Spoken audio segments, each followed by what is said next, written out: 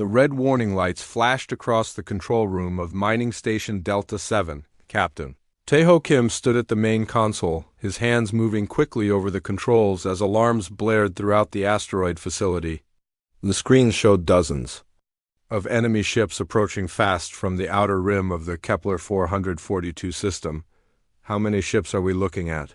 Tae-ho asked his communications officer. 37 vessels, Captain. "All of them are Vorthak warships," Jinwoo Park replied from his station. The young engineer's voice carried a tremor of fear. "They'll be here in 20 minutes, Tae-ho felt his stomach drop. The Vorthak Empire had been attacking human colonies for months now, leaving nothing but ash and empty space behind. No one knew why they had suddenly turned hostile after years of peaceful coexistence. The reptilian aliens had always been cold and distant, but they had never been openly aggressive toward humanity. "Get me a channel to all personnel," Tae-ho ordered. The intercom crackled to life.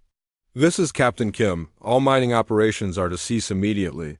Begin emergency evacuation procedures. All civilian personnel report to the escape pods."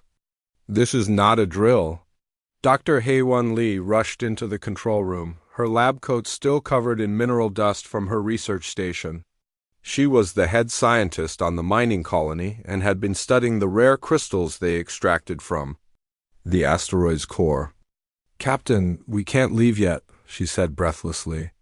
"I'm in the middle of analyzing samples that could revolutionize our understanding of energy conversion. These crystals might be the key to developing new power sources for our colonies." "Doctor, we have 37 Vorthak warships heading straight for us," Tae-ho replied firmly. "Whatever you're working on will have to wait." Through the observation windows, they could see the first wave of enemy ships emerging from hyperspace. The Vorthak vessels were sleek and dark, shaped like massive spears with glowing red engines. They moved with precision and purpose, forming attack formations as they approached the mining station. "Captain, incoming transmission from the lead Vorthak ship," Jinwoo announced. "Put it through." The main screen flickered, and the image of a Vorthak commander appeared. The alien scaled. Face was emotionless, its yellow eyes cold and calculating. When it spoke, its voice was a harsh whisper that seemed to echo from deep within its throat. "Human vessel, you are in violation of Vorthak space. Surrender immediately or face annihilation." Tae-ho stepped forward. "This is Captain Kim of the Human Mining Consortium. We have legal mining rights to this asteroid. We've had these rights for over 2 years. Human rights are no longer recognized," the Vorthak commander replied. "Your species has spread too far, too fast. You contaminate every system you touch. The Vorthak Empire has decided that humanity must be contained." "Contained? What does that mean?" "It means your expansion ends now. Surrender, and your death will be quick." The transmission cut off abruptly.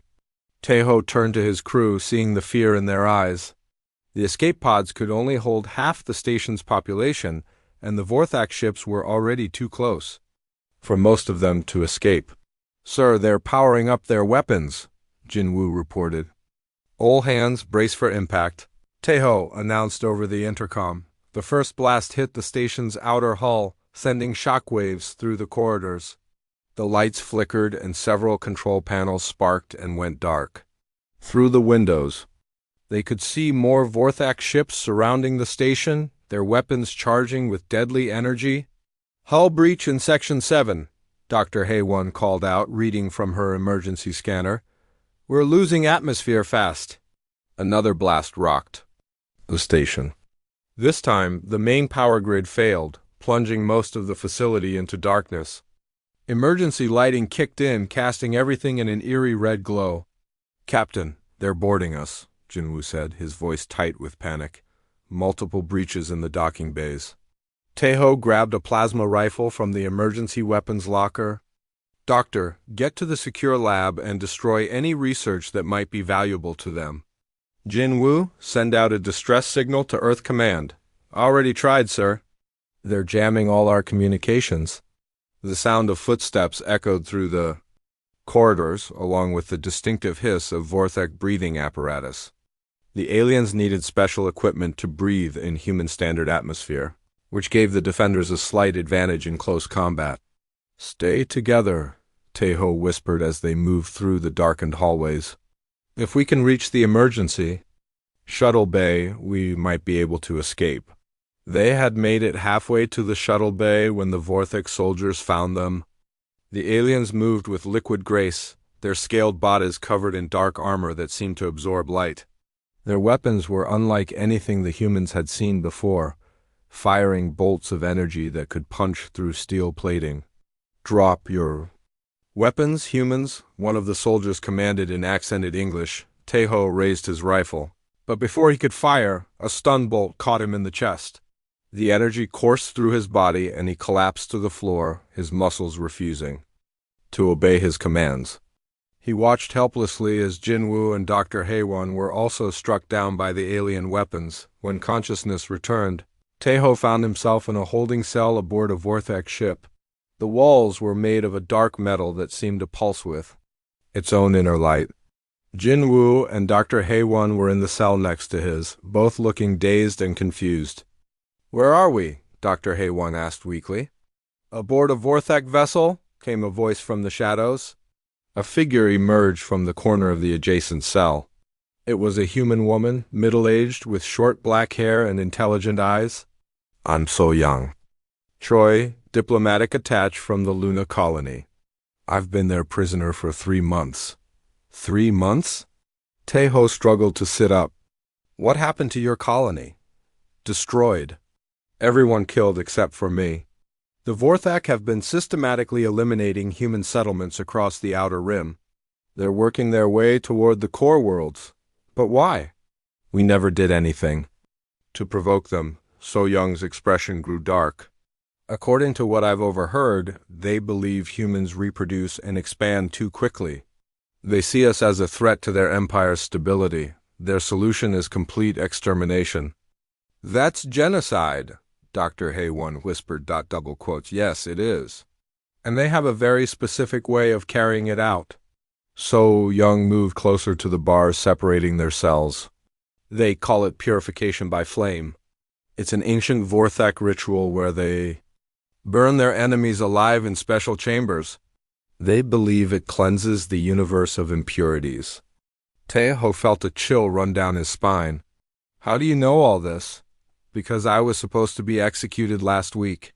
They only kept me alive because I speak their language and they wanted information about human defenses. But tomorrow all of us are scheduled for the flame chambers."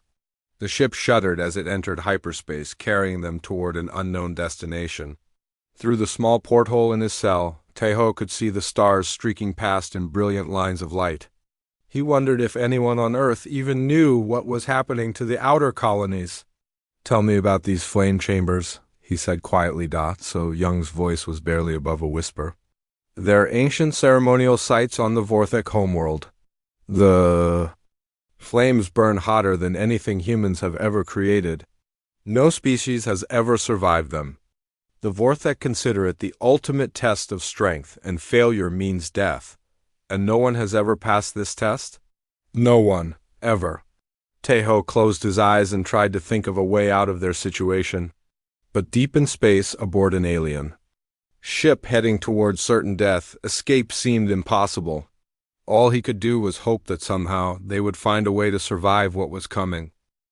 The Vorthak homeworld appeared on the ship's viewscreen like a nightmare made real. The planet's surface was covered in active volcanoes that spewed rivers of molten rock across blackened continents. The sky glowed red from the constant eruptions, and massive storms of ash and fire swept across the landscape. "Welcome to Vorthak Prime," So Young said grimly as they watched through the small porthole. "The entire planet is one giant furnace. The Vorthak evolved here, which explains why they worship fire." Tejo pressed his face against the reinforced glass. The heat was so intense that he could feel it through the ship's hull. "How do they survive down there?" "Their scales can withstand temperatures that would kill most species instantly, but even they have limits. The flame chambers are located in the planet's core temples, where the heat is so extreme that even Vorthak warriors can only stay for short periods. The ship shuddered as it entered the planet's atmosphere. Through the turbulence, they could see the capital city rising from a sea of lava. The Vorthek buildings were made of black stone that seemed to absorb heat with tall spires that reached toward the burning sky. Jinwoo looked pale as he watched the approaching city. If the planet is this hot, what must the flame chambers be like? According to their records, the plasma fires burn at over 3,000 degrees, So Young replied. Hot enough to vaporize most metals instantly. The Vorthek believe that only. The truly strong can face such heat, and that dying in the flames proves you were weak. Dr. HFY had been quiet during the journey, but now she spoke up. From a scientific perspective, no biological organism should be able to survive those temperatures. The proteins in our cells would break down immediately. That's exactly what the Vorthek are counting on, So Young said. The ship landed with a heavy thud on a platform surrounded by bubbling lava pools. Through the heat-distorted air, they could see Vorthek guards approaching. The aliens moved slowly and deliberately, their breathing apparatus hissing with each step. Time to go, one of the guards announced as the cell doors opened. They were marched through corridors carved from volcanic rock. The walls radiated heat and the air was thick with sulfur fumes. Taeho could feel sweat soaking through his clothes. And they hadn't even reached the flame chambers yet. The temple complex was massive, with halls that stretched for hundreds of meters. Ancient carvings covered the walls, depicting Vorthek warriors standing triumphant over burning enemies. The message was clear: fire was the ultimate judge, and the Vorthek were its chosen people. The High Inquisitor wants to see you first, the guard captain told them. They were brought to a circular chamber where an elderly Vorthek sat on a throne made of black obsidian. High Inquisitor Kethmoran was larger than the other Vorthek, with silver-tinted scales that marked his advanced age. His yellow eyes studied the humans with cold interest. So these are the humans who think they can spread across our galaxy unchecked, he said in perfect English. You reproduce like insects and consume resources without regard for other species. We've never attacked your people, Taeho said defiantly. We've only settled on empty worlds. Empty to you, perhaps. But every world you claim is one less world for the Vorthek Empire to expand into. Your species thinks only of itself. The High Inquisitor stood and walked closer to them. But you will have a chance to prove your worth. The flame chambers have tested countless species over the centuries. Some last longer than others, but all eventually succumb to the sacred fire. And if we survive? Dr. HFY asked. Kethmoran's scaled lips curved in what might have been a smile. No one survives, human. The flames are absolute. They consume everything that is weak and purify what remains. Then why test us at all? Jinwoo demanded. Because the flames must judge all life? It is our sacred duty to ensure that only the strong inherit the galaxy. Your species will be found wanting, as all others have been. They were taken to preparation chambers where Vorthek attendants stripped them of their clothing and covered their bodies with a thin metallic coating. This will help conduct the heat more efficiently, one of the attendants explained. It ensures a quicker death. How considerate, So Young muttered. The flame chambers were located deep within the temple complex, accessible only through a series of descending tunnels. The heat increased with each level they descended, until the air itself seemed to shimmer. With thermal energy, I can barely breathe, Jinwoo gasped. Save your strength, Taeho advised. We'll need every bit of energy we can get. The first chamber was a vast circular room with walls of polished metal that reflected the dancing flames. In the center was a pit filled with plasma fire that burned with such intensity that looking directly at it hurt their eyes. The flames weren't orange or red like normal fire, but a brilliant blue-white that seemed to pulse with its own life. Behold the sacred flames, High Inquisitor Kethmoran announced as he entered with a group of Vorthek observers.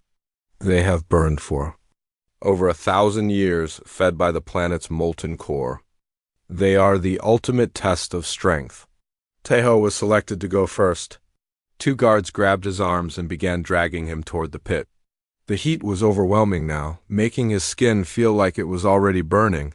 He could hear his companions shouting his name, but their voices seemed to come from very far away. "Any last words, human?" Kethmoran asked. "Yes," Teho replied, his voice hoarse from the heat. "Humans don't give up easily." The guards threw him into the pit. The flames engulfed him immediately, and he expected to die within seconds. The heat was beyond anything he had ever experienced, like being inside a star. His skin should have been burned away instantly. His bones turned to ash, but he was still conscious. The flames wrapped around him like liquid light, and instead of destroying him, they seemed to be flowing into him. He could feel the energy entering his body through every pore, changing him at the cellular level. His temperature was rising, but somehow he was still alive above him. He could hear the shocked gasps of the Vorthic observers. Through the flames he could see their faces pressed against the viewing windows, their yellow eyes wide with disbelief. "Impossible," Kethmoran whispered. Teho tried to speak, but the heat had damaged his vocal cords. Instead he raised his hand toward the watching aliens. His skin glowed with internal fire, and wisps of plasma curled around his fingers. The flames were changing him into something new, something that could survive in the heart of a star. He was no longer fully human, but he was still alive. And for the first time since his capture, he felt hope. The sacred flames had found him worthy, but not in the way the Vorthek had expected. Instead of destroying him, they were remaking him. Into their avatar, the Vorthak had tried to kill him with fire, but the fire had chosen him instead. Word spread through the Vorthic Empire faster than wildfire. A human had survived the sacred flames, something that had never happened in over 1,000 years of executions. Within hours, ships were arriving from across the galaxy, carrying high-ranking officials who needed to see this impossibility with their own eyes. Teho sat in his cell, but he was no longer the same man who had been thrown into the flames. His skin glowed with a soft inner light, and the air around him shimmered with heat. When he touched the metal bars of his prison, they began to melt like butter. "How do you feel?" Dr. Haywan asked from the neighboring cell. She was studying him with a scientific fascination, trying to understand what had happened to her captain. "Different," Teho replied. His voice had changed too, carrying a harmonic resonance that seemed to vibrate through the stone walls. "I can feel the heat of the planet's core beneath us. I can sense every flame in the temple complex. It's like the fire is talking to me." Jinwu leaned closer to the bars. "Can you control it?" Teho held up his hand, and a small flame danced above his palm. It was beautiful, shifting through colors that had no names. "I think so, but I'm still learning." So Young watched nervously as Vorthic guards rushed back and forth through the corridors. "They're terrified," she observed. "Their entire religion is based on the idea that the flames are the ultimate judge. If a human can survive them, what does that say about their beliefs?" Before anyone could answer, the sound of heavy footsteps echoed through the prison. A new group of Vorthak entered, led by a figure that made even the guards bow their heads in respect. This alien was massive, with scales that gleamed like polished gold and eyes that burned with inner fire. "I am Emperor Zalcothan," the newcomer announced. "I have traveled from the imperial capital to witness this anomaly personally." High Inquisitor Kethmoran hurried to keep up with the Emperor's long strides. "Your Majesty, the human somehow survived 3 full minutes in the sacred flames. Our scientists cannot explain it." "Show me," the Emperor commanded. They brought Teho to a smaller flame chamber, where a pool of plasma fire burned at a more moderate temperature. The Emperor watched with intense interest as Teho stepped into the flames without hesitation. This time, instead of simply surviving, he seemed to absorb the fire into his body, growing brighter and more powerful. "Fascinating," Emperor Zalcathin murmured. "The flames are not destroying him, they are feeding him." "It violates everything we know about biology," Kethmoran said, his voice shaking. "No species should be able to metabolize thermal energy. Like this, perhaps," the Emperor said slowly, "we have been wrong about humans. Perhaps they are not the weak parasites we believe them to be." But his words were interrupted by a commotion from the main prison complex. Reports came flooding, in that the other human prisoners were demanding to be tested in the flame chambers. They had seen what happened to their captain, and they wanted the same power. Absolutely not, Kethmoron protested. We cannot risk creating more of these anomalies. Why not? Emperor Zalcothan asked. If the flames judge them worthy, who are we to interfere with their sacred will? Against the High Inquisitor's protests, Jinwu was brought to the flame chamber next. The young engineer looked terrified as he approached the pit, but he had seen his captain survive and transform. He trusted that the same could happen to him. The guards threw him into the flames, and once again, the impossible happened. Instead of burning to death, Jinwu began to glow with the same inner light as Taeho. The thermal energy flowed into him, changing his cellular structure and granting him power over fire and heat. This is madness, Kethmoran whispered. Dr. Haywon was next. As a scientist, she approached the flames with analytical curiosity rather than fear. She had theories about what was happening, and she wanted to test them. When the plasma fire engulfed her, she felt her body adapting at the molecular level, her cells learning to convert thermal energy into biological energy. It's a quantum cascade effect, she explained after emerging from the flames, her body now radiating heat like a small star. Humans have dormant genetic sequences that can be activated by extreme thermal stress.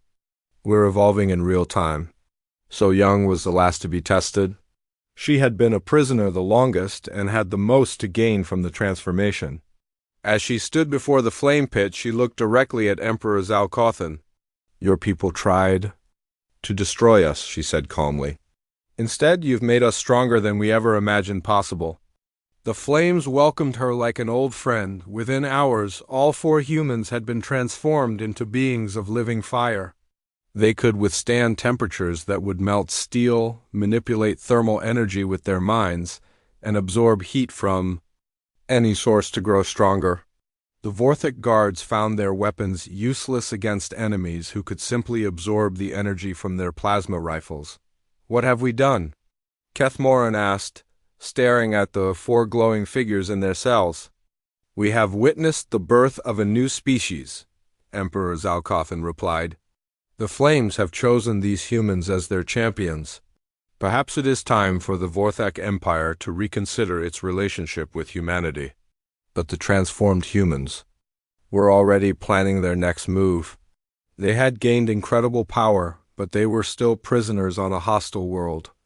And somewhere in the galaxy, other humans were being hunted and killed by Vorthak forces. We need to escape, Taeho said, his voice carrying the authority of someone who had looked death in the face and emerged victorious. We need to find other humans and share this gift with them. The flame chambers are all over the planet, Dr. Haywon pointed out. If we can reach them, we can create an army of fire wielders. An army that could protect every human colony in the galaxy, Jinwu added. So Young smiled, and flames danced in her eyes. The Vorthic wanted to purify the galaxy of human contamination. Instead, they've given us the power to purify it of oppression. Emperor Zalcothan heard their whispered conversation and felt a chill run down his spine despite the intense heat. The humans weren't just survivors anymore. They were becoming something far more dangerous, liberators with the power to reshape the galaxy. The sacred flames had indeed chosen their champions. But they had chosen them to be humanity's salvation, not its destruction. The Vorthic Empire's greatest weapon had become their greatest threat. And deep in his heart, Emperor Zalcothan knew that the age of Vorthic dominance was coming to an end. The escape began at dawn, when the Vorthak homeworld's multiple suns cast the sky in shades of burning gold. The transformed humans had spent the night planning their breakout, using their new abilities to melt through the prison walls like they were made of ice. Tae-Ho led the way through the molten corridors, his body radiating enough heat to keep the metal walls soft and pliable. Behind him, Jinwu used his powers to disable the security systems by overloading them with directed thermal energy. The Vorthak technology, designed to withstand normal heat, had no defense against beings who could generate stellar-level temperatures. The alarm systems are down, Jinwu reported, his hands glowing as he melted through another control panel. But they'll notice our absence soon enough. Dr. Haywan had taken readings of the planet's volcanic activity during their imprisonment. The nearest flame chamber is located in the Temple of Eternal Fire, about 2 kilometers north of here. If we can reach it, we can begin recruiting more humans. Are there other human prisoners there? So Young asked. According to the guards' conversations, they're holding about 50 humans from various colonies. They were scheduled for execution. Next week, the 4 fire wielders moved through the temple complex like ghosts made of flame. The Vorthek guards who encountered them found their weapons useless against enemies who could absorb energy blasts and redirect them as superheated plasma. Within minutes, the entire security force was either unconscious or fleeing in panic. "This is easier than I expected," Jinwoo said as they melted through another blast door. "Don't get overconfident," Taeho warned. "The real challenge will be reaching the other temples without being detected by their orbital defenses." They emerged from the temple complex into the hellish landscape of the Vorthek homeworld. The ground was covered in hardened lava flows, and geysers of superheated steam erupted from fissures in the rock. For normal humans, the environment would have been instantly lethal. For the transformed humans, it felt like a pleasant warm day. "I can feel the planet's thermal currents," Dr. Haywan said, her eyes closed in concentration. "There are massive lava tubes that connect to all the major temple sites. We can travel through them without being seen." They descended into the planet's molten depths, moving through tunnels of flowing rock like swimmers in an ocean of fire. The heat that would have killed any other species only made them stronger, their bodies absorbing energy from the surrounding magma. The Temple of Eternal Fire was built inside an active volcano, its spires rising from a lake of lava. The human prisoners were being held in chambers carved from volcanic glass, their cells suspended over pools of molten rock. The Vorthak believed that proximity to the sacred flames would make their eventual executions more meaningful. 53 humans, So Young counted as they approached the prison complex. Men, women, and children from at least a dozen different colonies. Children? Taeho's voice hardened with anger. "They're executing children?" "The Vorthak don't distinguish between adults and juveniles when it comes to species elimination," Dr. Haywan explained grimly. "To them, all humans are equally dangerous."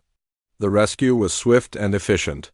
The transformed humans melted through the prison walls like they were made of paper, freeing the captives before the guards could react. Many of the prisoners were weak from malnutrition and despair, but they rallied when they saw their rescuers. "Who are you?" asked a middle-aged woman who appeared to be their informal leader. "We're humans like you," Taeho replied.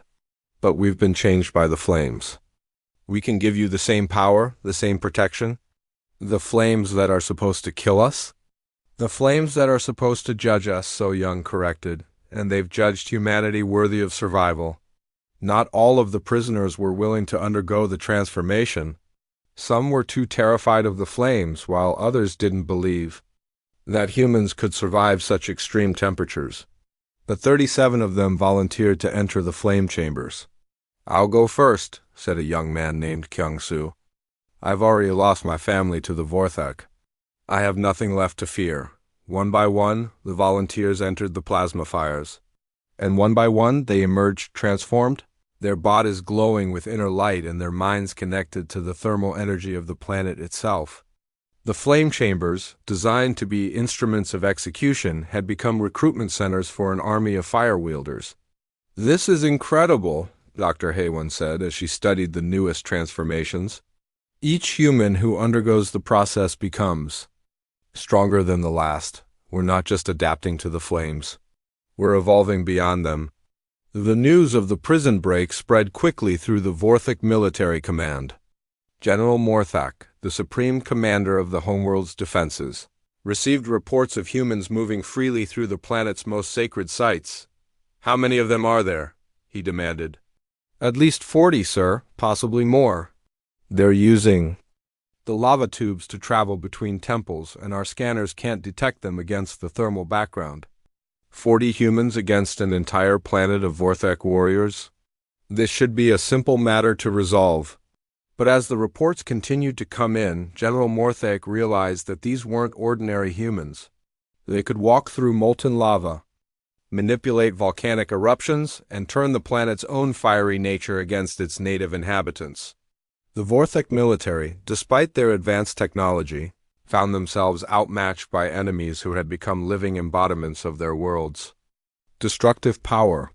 "Sir, they've taken control of the Temple of the Burning Crown," a communications officer reported. "They're using the flame chambers there to transform more prisoners." "More prisoners?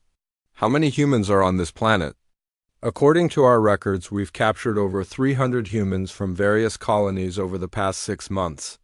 They're being held in temples across the northern continent." General Morthake felt a chill of fear despite the planet's intense heat. If these fire-wielding humans could reach all the prison sites, they could potentially create an army of hundreds of transformed warriors. An army that could survive in environments that would kill even the native Vorthek. "Order all temple commanders to execute their human prisoners immediately," he commanded. "We cannot allow this contagion to spread," but it was already too late. The transformed humans had anticipated this response and had split into multiple groups, each racing toward a different temple complex. They moved through the lava tubes with inhuman speed, their bodies perfectly adapted to the superheated environment. By the end of the day, 12 temples had been liberated, and over 200 humans had undergone the transformation. The Vorthak homeworld, once a symbol of their species' dominance, had become a training ground for their greatest enemies. "They're not just escaping," General Morthak realized as he watched the tactical displays. "They're conquering. They're taking our most sacred sites and making them their own." High Inquisitor Kethmorin arrived at the military command center, his scales pale with shock. "The flames have abandoned us," he whispered. "They no longer respond to our prayers or our rituals. They serve the humans now." "Then we'll destroy the flame chambers," General Morthak declared. "If we can't control them, we'll eliminate them entirely." "You cannot destroy the sacred flames," Kethmorin protested. "They are the source of our spiritual power, the foundation of our civilization." "Our civilization is already under attack," the general replied grimly. "If we don't act soon, these fire-wielding humans will overrun our entire world." But deep in the volcanic depths of the planet, the transformed humans were already planning their next move. They had the power to survive in the heart of a star, but they were still trapped on a hostile world. And somewhere in the galaxy, other humans were still being hunted and killed by Vorthak forces. "We need to get off this planet," Tejo said. As the growing army of fire-wielders gathered in the Temple of Eternal Fire, "We need to take this power to the stars and protect our people. The Vorthak will never let us leave," So Young pointed out. "They have orbital defense platforms and an entire fleet in the system," Dr. Haywan smiled, and flames danced in her eyes. "Then we'll have to convince them that keeping us here is more dangerous than letting us go." The rebellion had begun, and the transformed humans were just getting started. The message traveled through space faster than any ship, carried by quantum communication networks that connected human colonies across the galaxy. So Young had managed to access a Vorthak communication array and broadcast a signal that would change the course of the war. "This is diplomatic attached So Young Choi, broadcasting from the Vorthak homeworld." Her voice crackled through the static. "I'm speaking to all human colonies, all Earth command stations, and all resistance fighters. We have discovered something that will turn the tide of this conflict." In the command center of the approaching human rescue fleet, Commander Yunsu Nam listened to the transmission with growing amazement. He had come to evacuate survivors, but what he was hearing sounded impossible. "The Vorthak tried to execute us using their sacred flames," So Young's voice continued. "But instead of killing, yes, the flames transformed us.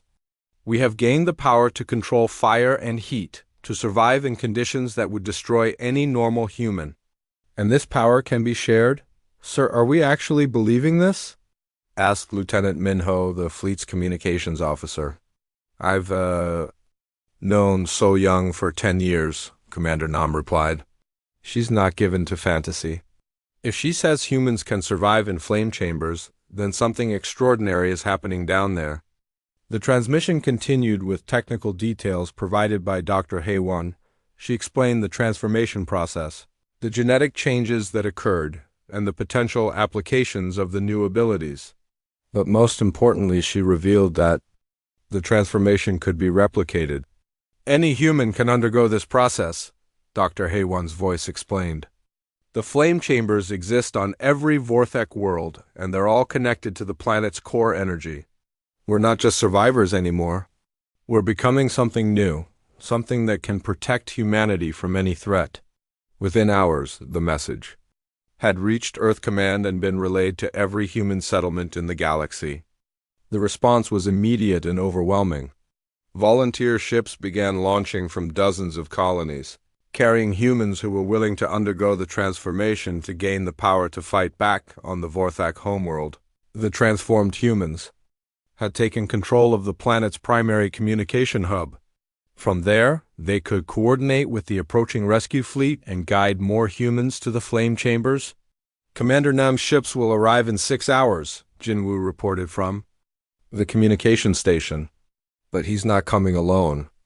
There are volunteer ships from 17 different colonies, carrying over 2,000 humans who want to be transformed. Taeho looked out over the army of fire wielders they had assembled. 300 humans now glowed with inner flame. Their bodies adapted to survive in conditions that would kill any other species. But they were still vastly outnumbered by the Vorthik forces. 2,000 more volunteers? He said thoughtfully. That would give us enough power to take on the entire Vorthik fleet. If we can get them to the flame chambers, Dr. Haywon pointed out, the Vorthik won't just let us land thousands of humans on their sacred world. Then we'll have to make them, So Young said with determination. The plan was audacious in its simplicity. The transformed humans would use their powers to destabilize the planet's volcanic activity, creating a massive eruption that would disable the orbital defense systems.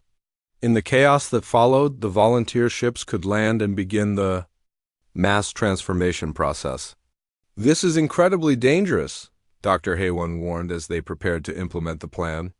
If we trigger too large an eruption, we could destroy the entire planet. Including ourselves, Jinwoo added nervously. We're beings of fire now, Taeho reminded them. We can survive anything this planet can throw at us. The question is whether we can control it precisely enough to create the distraction we need. The 300 transformed humans spread out across the planet's surface, positioning themselves at key volcanic sites. Using their connection to the planet's thermal energy, they began to manipulate the lava flows and magma chambers deep beneath the surface. The effect was immediate and spectacular. Dozens of volcanoes erupted simultaneously, sending pillars of fire and ash into the sky. The planet's atmosphere became a churning mass of superheated gases and molten rock, creating electromagnetic interference that blinded the orbital defense systems. The defense platforms are offline, reported a panicked Vorthek technician to General Morthek. We've lost contact with everything in orbit. How is this possible? The general demanded. Our sensors show volcanic activity levels that shouldn't be achievable naturally. The humans are doing this, High Inquisitor Kethmorn said with awe and terror. They're controlling the planet's core energy. They've become one with the sacred flames. Through the chaos of the eruption, the human volunteer ships descended to the planet's surface. Commander Nam's flagship was the first to land, its hull glowing red from the intense heat. The crew members who emerged were already sweating profusely, but they were determined to gain the power that would let them fight back against their oppressors. Where are the flame chambers? Commander Nam asked as Taeho approached his ship. Everywhere, Taeho replied, gesturing to the volcanic landscape around them. The entire planet is one giant flame chamber now. We've learned to create our own transformation sites. Dr. Haywon had indeed made a breakthrough. By studying the original flame chambers and understanding how they worked, she had discovered that any sufficiently intense heat source could trigger the transformation. The humans no longer needed the ancient Vorthak temples. They could create their own chambers anywhere there was volcanic activity. Form lines, So Young called out to the arriving volunteers. The transformation process takes about 10 minutes per person. We can handle multiple groups simultaneously. The volunteers came from every walk of life. There were soldiers who had lost their units to Vorthek attacks, scientists who wanted to study the transformation process, and ordinary civilians who had lost their homes and families. They all shared the same determination to gain the power needed to protect humanity. "Are you sure this is safe?" asked a young woman named Sujin as she approached one of the improvised flame chambers. "Nothing about this war is safe," replied Kyung-soo, who had been among the first to be transformed. "But this gives us a chance to fight back." One by one, the volunteers entered the plasma fires, and one by one they emerged as beings of living flame, their bodies glowing with power that defied conventional understanding of physics. The transformation success rate was nearly 100%, proving that the ability to metabolize thermal energy was indeed a dormant trait in all humans. "Incredible," Dr. Haywon muttered as she recorded the process. "We're witnessing the birth of a new subspecies of humanity. Homo ignis, perhaps. Humans who can survive in the hearts of stars." The Vorthik military watched helplessly as their homeworld became a training ground for their enemies. The volcanic eruptions continued to interfere with their technology, and their ground forces were no match for beings who could walk through lava and manipulate thermal energy with their minds. "We need to evacuate," General Morthic finally admitted. "The planet is lost? Evacuate?" Emperor Zalcothan's voice crackled through the communication system. "This is our homeworld. We cannot simply abandon it. Your Majesty, the humans have turned our own planet against us. They control the volcanic activity, they've corrupted our sacred flames, and they're creating an army of fire wielders. We cannot win this battle. Then we must win the war," the Emperor replied grimly. "If we cannot stop them here, we must ensure. They cannot leave, order the fleet to form a blockade. No human ship leaves this system." But even as the Vorthik fleet moved to surround the planet, the transformed humans were already planning their next move. They had the power to survive in space, to withstand the heat of stellar cores, and to manipulate energy in ways that their enemies couldn't comprehend. "How many of us are there now?" Taeho asked as the latest group of volunteers completed their transformation. "Over 1,500, Jinwoo reported. "And more ships are arriving every hour." "Good," Taeho said, his eyes burning with inner fire. "It's time to take this power to the stars. The Vorthik Empire has terrorized humanity for too long. Now it's our turn to bring them the gift of flames." The war was about to take a dramatic turn. The hunters had become the hunted, and the flame-wielding humans were ready to spread their power across the galaxy. The Vorthak had tried to destroy humanity with fire, but instead they had forged them into something magnificent and terrible. The age of human dominance was about to begin. The final confrontation took place in the Great Temple of Eternal Flames, the most sacred site on the Vorthak homeworld. Emperor Zalcothan had returned to his planet despite the danger, determined to face the human threat personally. He could not allow his species' most holy place to remain under alien control. "I challenge you to single combat," the Emperor declared as he entered the temple complex. His golden scales gleamed in the light of the surrounding flames, and his voice carried the authority of a ruler who had commanded an empire for over a century. Taeho stepped forward from the ranks of transformed humans. He had become their undisputed leader, the first to survive the flames and the one who had shown others the path to power. His body radiated heat like a small star, and his eyes burned with the intensity of plasma fire. "You want to settle this with honor?" Taeho asked. "After your people hunted us across the galaxy like animals?" "The strong survive, the weak perish," Emperor Zalcothan replied. "That is the law of the universe. Your species expanded too quickly, consumed too many resources. We acted to preserve the balance. By committing genocide? By doing what was necessary." The Emperor's eyes narrowed. "But perhaps I was wrong about your species. Perhaps humans are stronger than I believed. The flames have chosen you as their champions, so let the flames decide our fate. Around them, the great temple pulsed with ancient power. The eternal flame in the center of the chamber burned brighter than ever, as if anticipating the coming battle. Thousands of Vorthic citizens had gathered to witness this moment, their faces filled with a mixture of fear and religious fervor. If I win, Teho said, the war ends. Your people stop hunting humans and allow us to live in peace. And if I win, the Emperor replied, your transformed humans submit to Vorthic rule. We will find a way to use your powers for the good of the Empire. Agreed.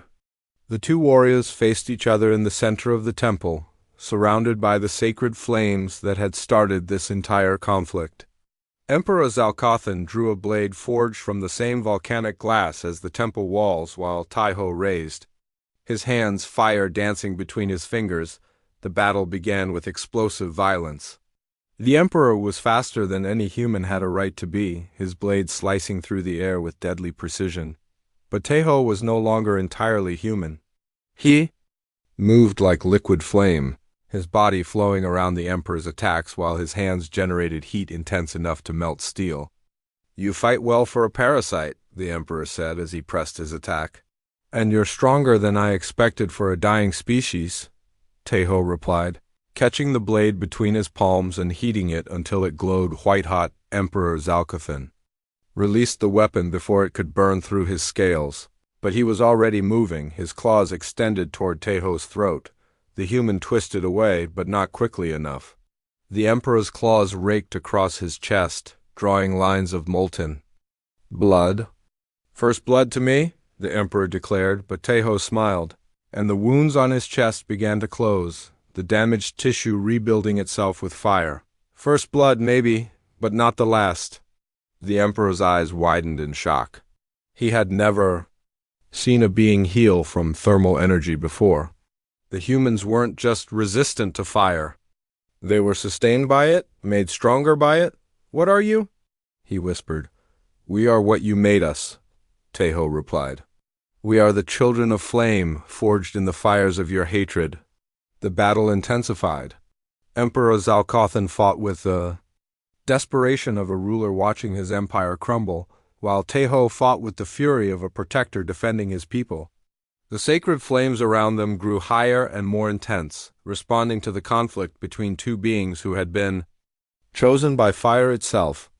You cannot win, the Emperor gasped as Teho's attacks began to overwhelm his defenses. Even if you kill me, the Vorthak Empire spans 1,000 worlds. My death will only make them more determined to destroy humanity.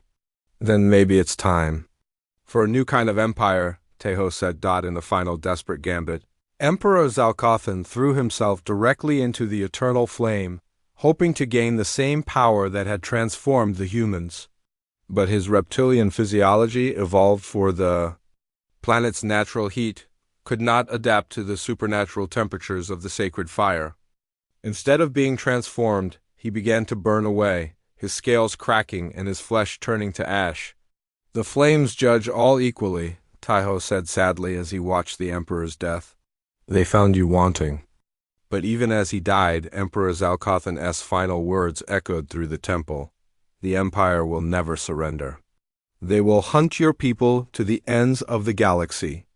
No, said a new voice. They will not. Dr. Hay stepped forward, her body glowing with scientific curiosity and newfound power. During the battle, she had been studying the eternal flame, analyzing its properties and discovering its true nature. The flames aren't just a weapon or a tool, she announced to the gathered crowd. They're alive. They're a form of energy-based life that has been dormant in this galaxy for millions of years. The Vorthak have been worshipping them without understanding what they truly are. She gestured to the eternal flame, which pulsed with renewed vigor. They've been waiting for a species that could bond with them permanently. The Vorthak could only withstand their heat temporarily, but humans can become one with them. We're not just using their power, we're becoming their partners. The implications were staggering. The transformed humans weren't just fire wielders. They were symbionts bonded with an ancient form of life that existed in the hearts of stars. This partnership granted them abilities that went far beyond simple heat resistance. "We can survive in the vacuum of space," So Young realized, her voice filled with wonder. "We can travel between stars without ships, live in the coronas of suns, and spread this gift to every human in the galaxy. But more importantly," Jinwoo added, "we can protect other species from threats they can't handle themselves. The power we've gained isn't just for humans. It's for everyone who needs protection." The Vorthic citizens who had witnessed the battle began to understand what they were seeing. Their emperor had died because he had tried to force the flames to serve him. But the humans had succeeded because they had offered themselves as willing partners. The sacred fire had chosen its champions, and they were not the species that had worshipped it for centuries. "The war is over," Taeho announced, his voice carrying to every corner of the temple. "Not because we defeated you, but because we're going to protect you. The flames have shown us a greater purpose." In the months that followed, the transformation of the galaxy began. The Vorthic Empire, leaderless and demoralized, gradually converted from a military dictatorship to a peaceful alliance. The flame-wielding humans, now calling themselves the Ignis, established new colonies around young stars, literally living in stellar coronas and drawing power from the nuclear fires within. Dr. Haewon's research revealed that the energy beings bonded with the humans were part of a vast network that connected every star in the galaxy. The Ignis could communicate instantaneously across interstellar distances, share knowledge and resources, and respond to threats with unprecedented speed and coordination. "We're not just evolved humans anymore," she explained in her final report. "We're becoming something entirely new. A species that can survive the death of stars, travel through black holes, and protect life wherever it exists." The Vorthic homeworld became a pilgrimage site for humans who wanted to undergo the transformation. The flame chambers, once instruments of execution, became temples of rebirth where ordinary humans could become guardians of the galaxy. Jin-Woo established the first Ignis Academy, where newly transformed humans learned to control their abilities and understand their responsibilities. "With great power comes great responsibility," he often told his students. "We were given this gift not to dominate, but to protect." So Young became the first Ignis ambassador, working to establish peaceful relations between the transformed humans and the other species of the galaxy. The Vorthak, surprisingly, became their closest allies, their natural heat resistance making them ideal partners for the fire-wielding humans. Commander Nam, now transformed himself, led the first Ignis exploration fleet to the galaxy's core, where they discovered that the energy beings originated from the supermassive black hole at the center of the Milky Way. The flames were literally the creative force of the galaxy itself, and humans had been chosen to be their agents of protection and growth, but perhaps the most significant change was in humanity itself. The Ignis retained their essential humanity, their compassion, their curiosity, their determination to protect the innocent. They had gained the power of stars, but they had not lost their souls. "The Vorthak tried to destroy us with fire," Taeho reflected as he stood in the center of the great temple, now a shrine to the partnership between humanity and the flame beings. "Instead, they forged us into something magnificent. They tried to end our story, but they only helped us write a new chapter." The eternal flame burned brighter than ever, no longer a symbol of destruction but of hope. The galaxy had new guardians, beings who could survive in the hearts of stars and protect life wherever it existed. The age of the Ignis had begun, and with it, a new era of peace and prosperity for all species.